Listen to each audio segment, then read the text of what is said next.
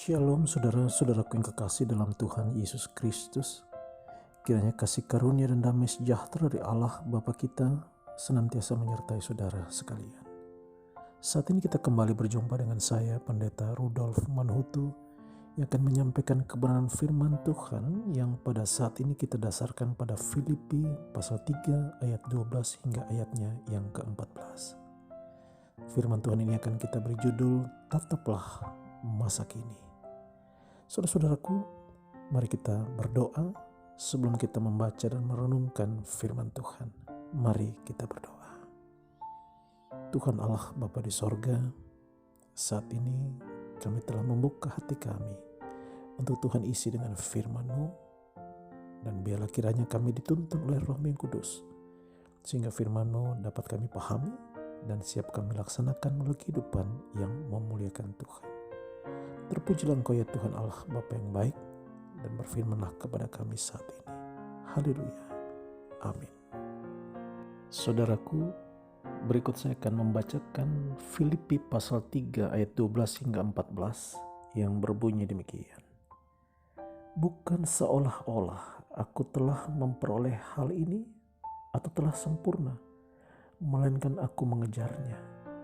Kalau aku dapat juga menangkapnya, karena aku pun telah ditangkap oleh Kristus Yesus. Saudara-saudara, aku sendiri tidak menganggap bahwa aku telah menangkapnya. Tetapi ini yang kulakukan.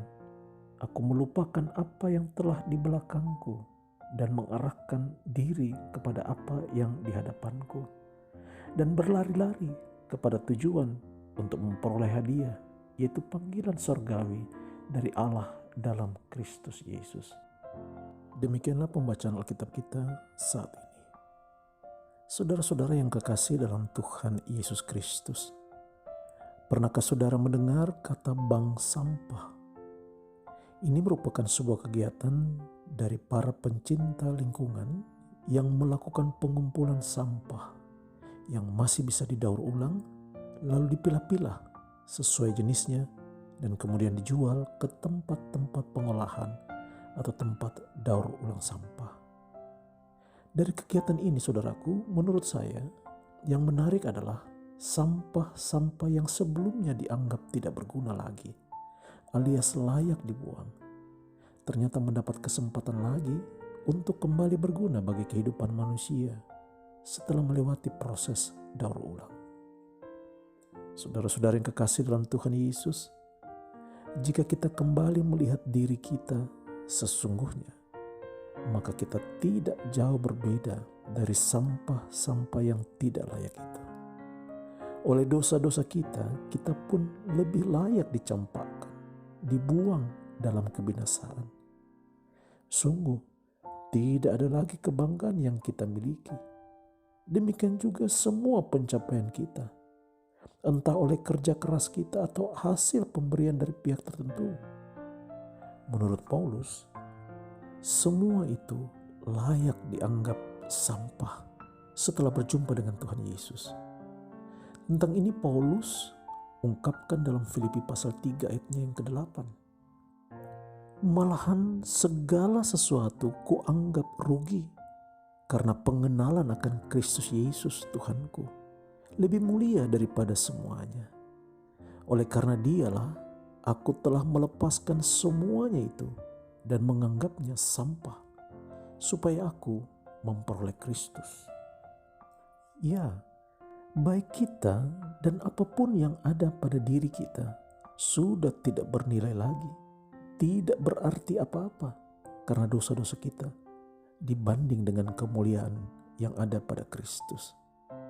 Karena itu kita harus didaur ulang, dan itulah yang dilakukan Kristus di atas kayu salib. Kristuslah yang telah mendaur ulang kita yang dianggap sampah untuk menjadi mulia di dalam Dia.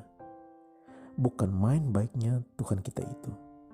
Walaupun dalam rangka mendaur ulang kita, Dia harus disalibkan, mati dan dikuburkan.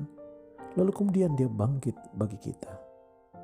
Namun bagi Paulus, perjumpaannya dengan Kristus belum selesai, saudaraku. Dia tidak mau berhenti sampai di situ. Inilah waktunya bagi dia untuk bangkit dan meninggalkan masa lalunya. Dalam Filipi pasal 3 ayat 13 sampai dengan 14, Paulus berkata, "Saudara-saudara, aku sendiri tidak menganggap bahwa aku telah menangkapnya. Tetapi ini yang kulakukan.